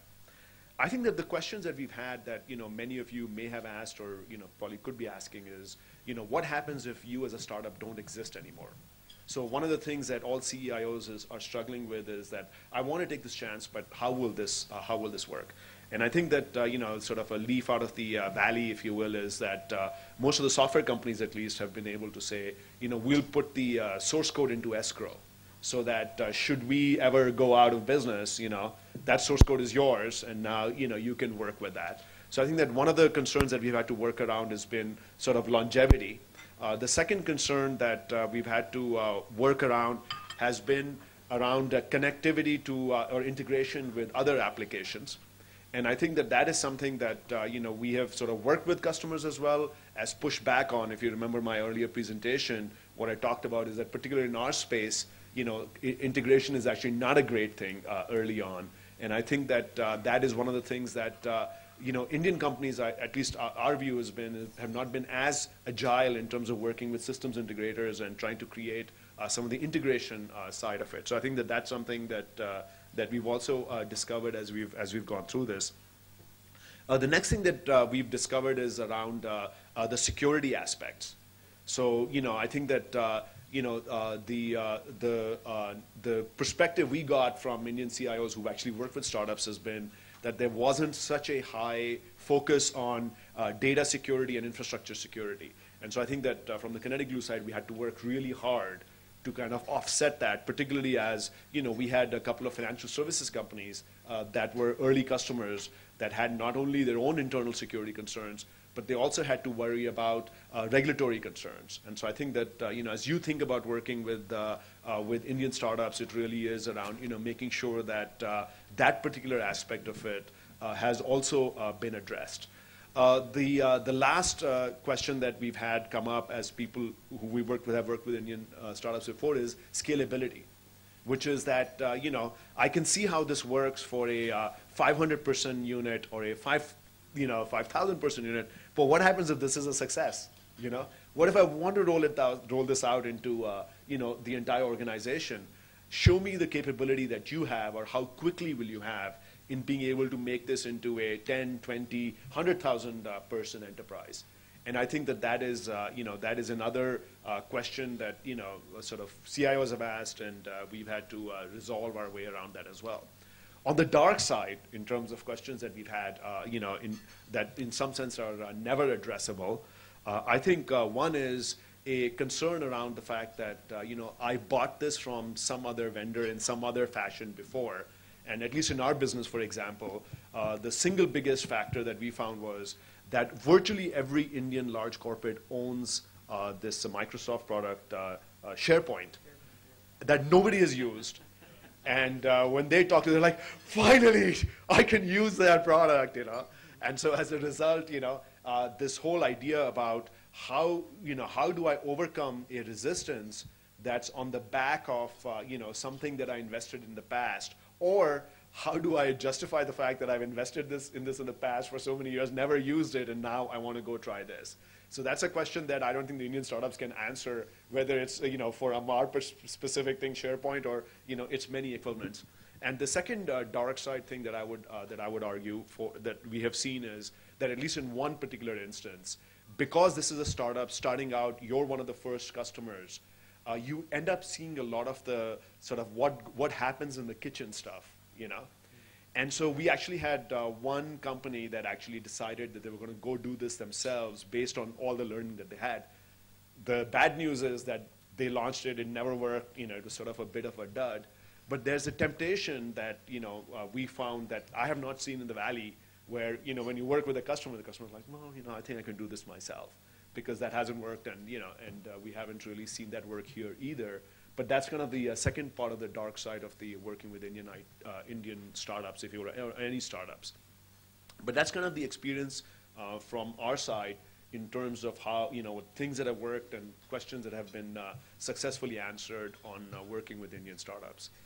Coming back to the innovation side, I think that the beauty about the companies that I think we have sort of seen here, and a couple of the folks that I've met, including the OrangeScape folks as well, is that there are a lot of interesting ideas. And I think that what we have seen generally is a lot more technology ideas than application ideas. And I think one thing that the CIO Council can do, NASSCOM can do, and really everybody in this room can do is being open-minded towards those ideas and trying to then figure out how can that be a useful application for you. And I think that that is something, you know, whether it's the verticalization of that application, whether it's, you know, making it more practical, I think that's something that all of you can uniquely be positioned to help with. I have a point, Vivek. Yep. I'm sure we are all aware of this Gartner's Magic Quadrant, right? You know, all that stuff. Now, I spoke to a couple of, you know, I met some startups and I saw their product much better than some of them listed in the Magic Quadrant. So I asked them, what is your problem? Why can't you be listed? They said, look, if I have to call Gartner and get this evaluation done, it's going to cost me more than what I've invested in this product.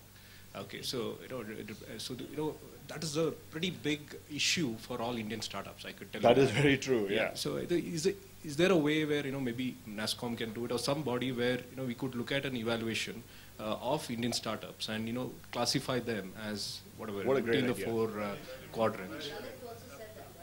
Great. Yeah. That's a fantastic idea, and I'm really glad you brought that up, because we you know, Kinetic Glue faces this exact same issue, which is, you know, Indian companies are, you know, are put together by a lot of, you know, sort of very smart people come together, build a product, and, you know, there makes no sense for them to go hire Gartners just so they can be featured. You see, as CIOs, I think we would get much more confidence. You'd see, like, from a technology point of view, maybe I would trust the person, no problem. But then when you have to take it to the certain governance, in your governance says that, you know, you need to take certain stakeholders through it, etc. So there it says, okay, where are they listed? Are they in the leaders or a visionary or whatever? What is that? So they say, hold on, this is an Indian company, but they are good. Okay, but why don't we still go with somebody who's listed? So I think that's a point which I wish Suresh had not left the room, because it's a great idea and NASSCOM should definitely do it. But I don't think Indian startups should shy away from that, because I know Orange Skill has managed to come in the top 10 or the leader in that quadrant as well. Maybe he can do some sessions for other startups. No, so actually it's not that hard. I mean, the process is pretty clear. Gartner has a very clear process. It's just a cost-benefit analysis, which really is, yeah, do I really want to go spend that money to go do it? But you're right, you can, yeah. That's a very... Have a session around building a sales mindset, the mind of startups. And why I'm saying that, to just take an example, is Zahir Prakash, who was the CIO for LG, was here 2 years ago. The product on place, he was here 2 years ago. And he told all of the startups in the showcase, I think that year there were about 15, there were a lot of startups that were showcasing. And he told all of them to write to him. Nobody wrote to him. He was actually interested in 7 of them. He wrote to them. Out of the 7, only 4 wrote back. And out of the 4, only 1 really took the sales process ahead, and only 1 of them actually managed to close some business with them. So it's a fallacy that CIOs don't have time for these people. People have to, they used to being wooed. I'm saying that openly. They used to being wooed by the MNCs and the large corporations all over the world. So we need to build a mindset where our startups understand that, and if they're looking for business from them, they need to know how to woo these people. It's very important. We have a session this year. Oh, great, okay. On sales, marketing, Great, alliances, great. pricing. Great. Because we listen. Yeah, absolutely. Oh, okay. How do you actually go around? Yeah, but Yeah, I think it's very important for NASSCOM to do that, because I think from a CIO's perspective, they're very cost conscious. And they don't want to go to a big league product company to invest some lakhs of rupees and crores of rupees to get a product into the company, and people don't use it within the organization.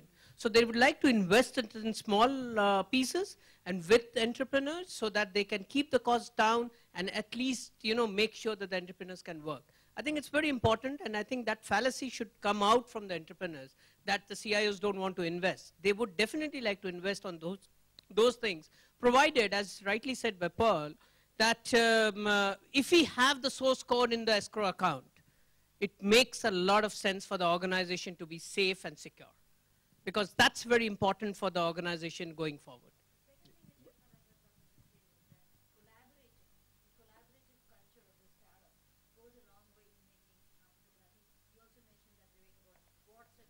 Our other stakeholders, mostly from the finance, to say that, look, we've invested so heavily, to be really now look at, you know, another option of the cloud.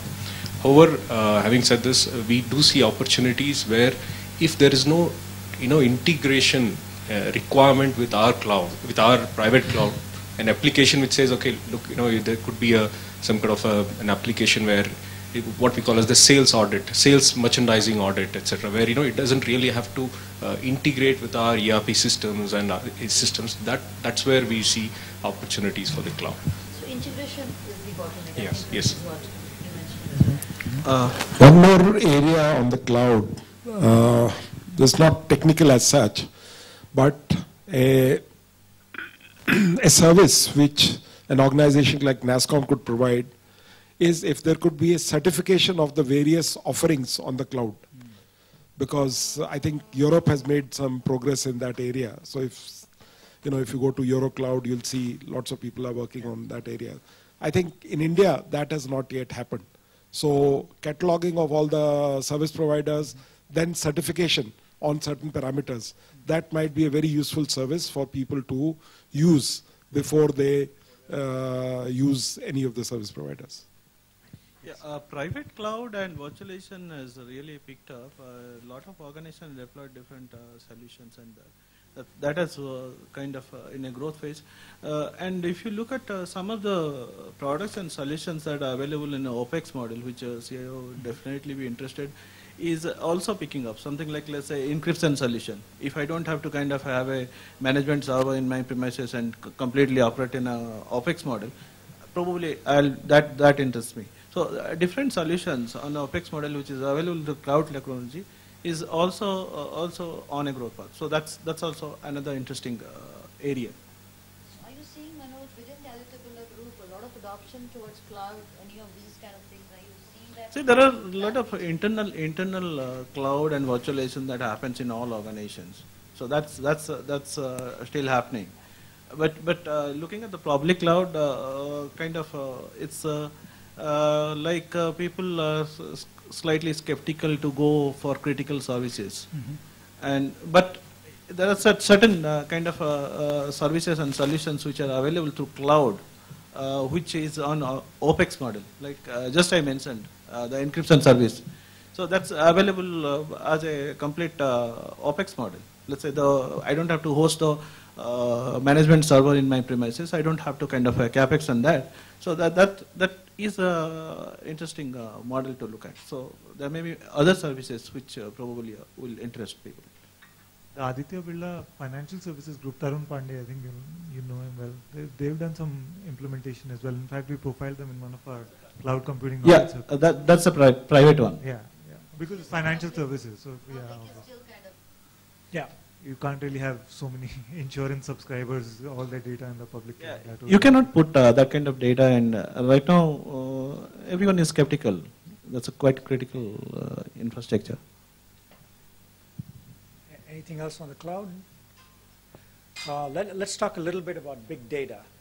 I'm sure between beer and cigarettes and all this, you've probably got lots and lots and lots of information, right? So both, structured, but also like Vivek was saying, once all the social stuff takes off, there's going to be all kinds of unstructured data in a company, and then weblog data coming from your websites, who's coming into the websites. So any projects going on within your companies to handle big data? Clark, please. Go ahead. I think it's on. Hello. Yeah. So we have a whole lot of voice data, and we also have a whole lot of non-voice data, which is unstructured data. We do a lot of text mining and a whole lot of predictive analytics around such things, read the sentiments, emotions of the customers and translate that into business rules, and the whole web journey of a customer is managed using these predictive analytics that we have been using. We're doing this big time for many large clients of ours in the US and the UK, and we operate in that geography. And I think that's something which is where we are transforming ourselves and saying we are a technology organization. We are focusing on big data big time. But Vivek, to take on, I would be very interested to talk about the social thing. I wanted to mention something that we are looking at. 95% of our employee base is less than 30 years old.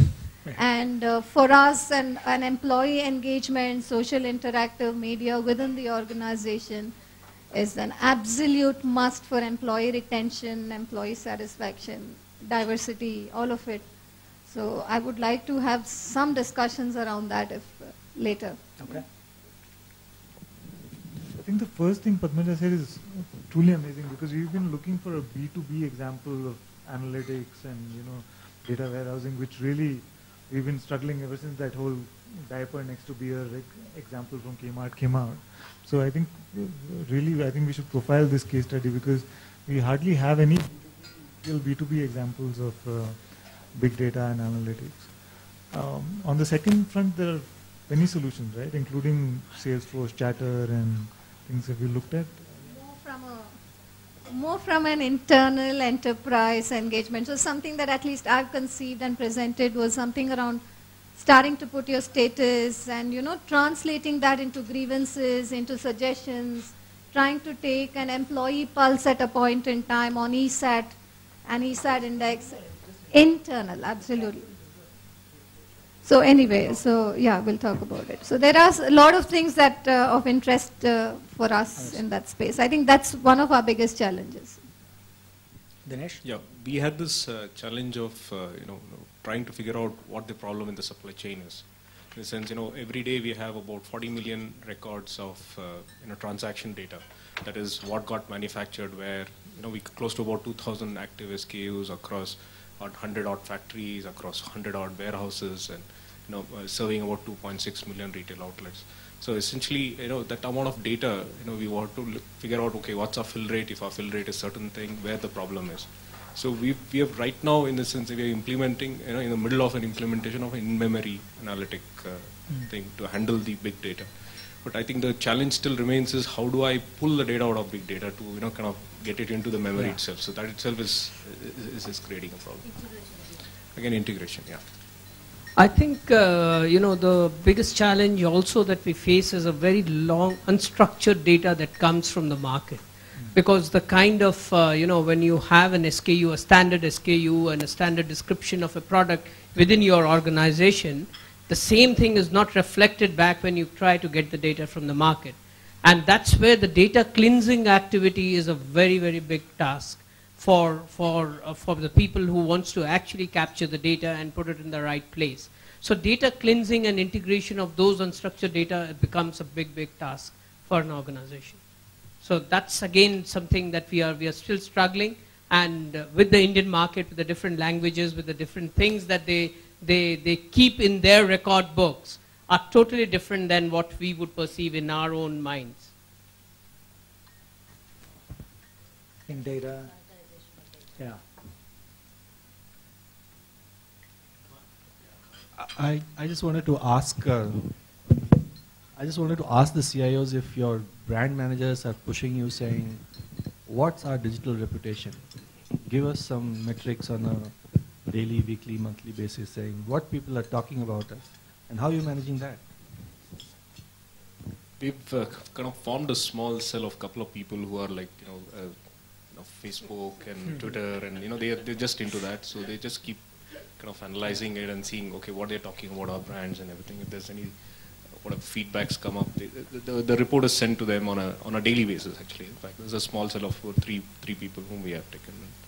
Do you use any tools like online reputation management, which also tells you whether not at this point in time, because from our end, we the digital, we don't do much of digital marketing. Okay, but I think if we've started doing it, but I think that'll also come up maybe next year or so. That should become our priority. So I don't have a lot of. Talking is not cigarettes. No. It's all other FMCG. Basically, if you look at it, ITC we have 23 product categories. Only one is cigarette. So 22 is.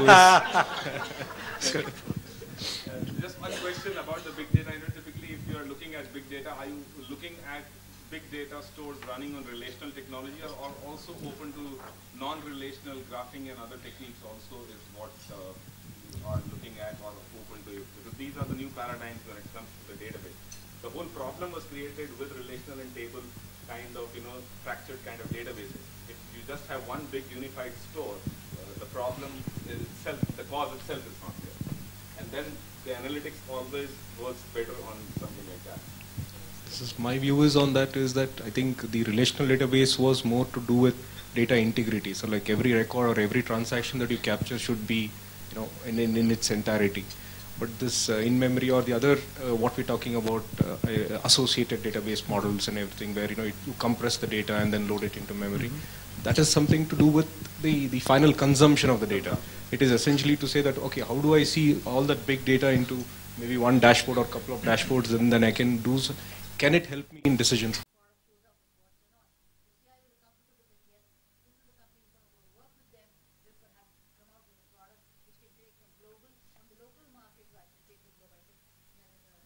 Yeah, but I mean, I'm libertarian at heart, so I feel like everybody has to earn their own right to exist. And so I think that I do want to make sure that, I don't want to lose Padmaja's point that if, on the other hand, the startups are not being responsive, are not doing what they want to do, there is absolutely no reason why you should be risking your business to make something that is not working work. So everybody's got to earn their way. I'm sorry, somebody, back there has been wanting to speak. Yeah, a couple of points actually, and I have worked with and interacted with a number of Indian startups, right?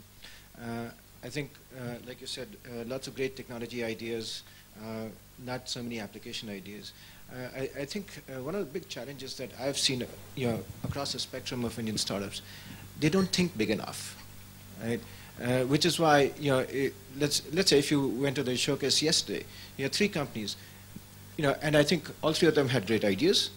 Not one of them was asking for more than a couple of $1 million. I mean, and with a couple of $1 million, you can't take any of those technologies global, right?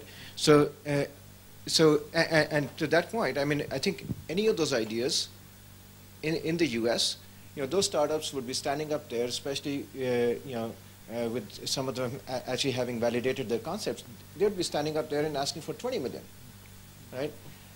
And that's why they end up being underfunded. That's why they can't go to Gartner. That's why they cannot put up the right infrastructure for sales and marketing. The other thing is execution, right? I think, and I hate to say this, but a majority of the Indian startups suck. And they suck because of jugaad, right? Because they're not funded well enough, because they're not thinking big enough, they take shortcuts. Right? And I think NASSCOM's got to kind of step up and put a more active mentoring program, to help them with the visioning, to help them with the, with the process of execution, right? The diligence and execution, the rigor that is needed while delivering to large organizations, right? We've seen many a product which has been somewhat successful locally fail the moment you cross the shores and went into Western markets, just because they didn't have the maturity of execution, right? And and I think NASSCOM can really make a difference on both those aspects, by putting together some kind of a mentoring program for startups, to think along those lines. Thank you. I know we're out of time, but we had one question back there, Mar, if we can take. Yeah, go ahead.